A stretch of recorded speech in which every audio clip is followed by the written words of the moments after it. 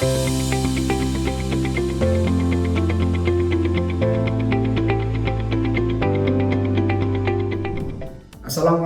warahmatullahi wabarakatuh. Perkenalkan, nama saya Ahmad Yani. Saat ini saya sebagai koordinator mata kuliah pengantar oceanografi, sebuah mata kuliah dasar bagi beberapa program studi. Di antaranya misalnya ada ilmu kelautan, ada program studi oceanografi, program studi teknik kelautan, program studi perikanan dan ilmu kelautan, mungkin juga geografi dan pendidikan geografi.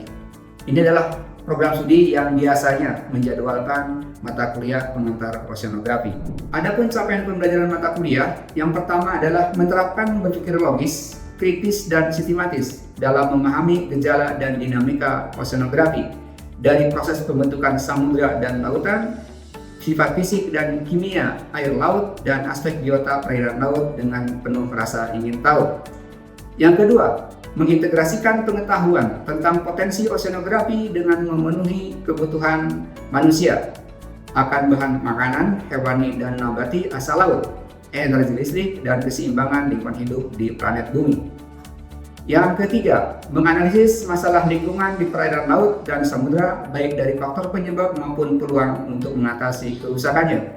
Dan yang keempat, mengembangkan solusi untuk mengatasi permasalahan yang terjadi di lingkungan laut dan samudra melalui kegiatan studi kasus. Materi yang akan dibahas pada mata kuliah ini, yang pertama adalah teori asal-usul samudra yang terdiri atas 4 bagian. Pertama adalah teori pembentukan tata surya, perkembangan planet bumi, teori pembentukan cekungan samudra, dan teori asal-usul air laut. Modul kedua, kita akan bahas tentang morfologi dasar laut. Ada 3 bagian. Yang pertama adalah proses geologi dasar laut, yang kedua topografi dasar laut, dan yang ketiga zona laut berdasarkan kedalamannya. Modul ketiga yaitu membahas tentang sedimen laut. Yang pertama adalah jenis, sumber, dan proses sedimen laut, dan yang kedua adalah eksplorasi barang tambang sedimen laut. Modul keempat, kita akan bahas tentang karakteristik air laut. Yang pertama adalah sifat fisik air laut, dan yang kedua sifat fisik air laut.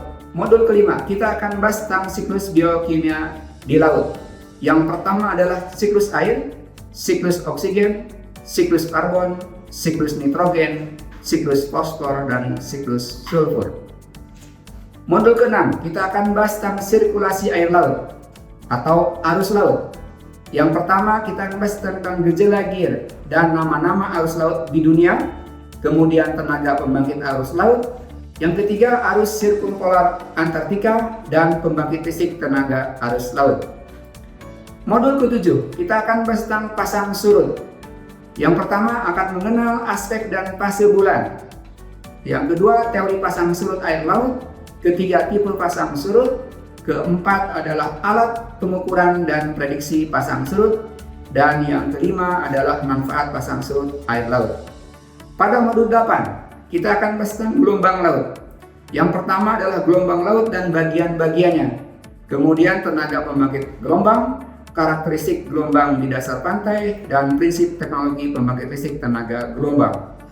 Berikutnya kita akan juga bahas tentang pada modul 9, yaitu dinamika pantai.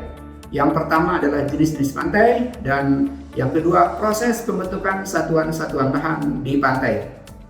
Modul 10, kita akan bahas tentang bentos, perikiton, dan neston. Yang pertama adalah organisme lingkungan perairan laut, bentos dan klasifikasinya, perikiton dan klasifikasinya, dan neston dan klasifikasinya. Modul 11, kita akan bahas tentang plankton dan nekton, klasifikasi plankton dan perserbarannya, dan yang kedua adalah klasifikasi nekton dan perserbarannya. Pada modul 12, kita akan bahas tentang esturia dan pantai hayati. Ada 4 bagian. Yang pertama adalah ekosistem esturia, terumbu karang, padang lamun, dan hutan mangrove. Modul 13, kita akan bahas tentang potensi Laut Nusantara. Ini adalah materi khusus yang akan dikaitkan antara pengetahuan tentang oceanografi dan juga secara kontekstual kita akan mengetahui tentang potensi Laut Nusantara. Ada 3 bagian. Yang pertama adalah potensi dasar tentang letak dan luas wilayah laut. kemudian karakteristik wilayah laut Indonesia, dan industri kelautan di Indonesia. Dan modul keempat yang terakhir yaitu pengukuran dasar laut. Materi ini kita akan membahas tentang dasar-dasar pengukuran air laut. Yang pertama adalah survei kelautan dan hidrografi, dan yang kedua adalah mengenal peta laut. Itulah materi yang akan dibahas.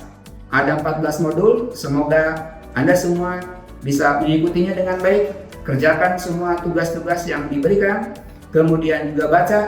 Pertama adalah videonya, ada juga PPT-nya, ada juga materi dalam bentuk teks, ada pretestnya, ada posttestnya, pokoknya semua hal yang terkait dengan setiap modul, tugas-tugasnya dikerjakan supaya kita dapat memahami mata kuliah pengantar oceanografi ini dengan baik. Selamat belajar, selamat berjumpa pada pertemuan ke-1, ke-2, dan seterusnya pada kesempatan yang lain. Terima kasih, selamat belajar, Assalamualaikum warahmatullahi wabarakatuh.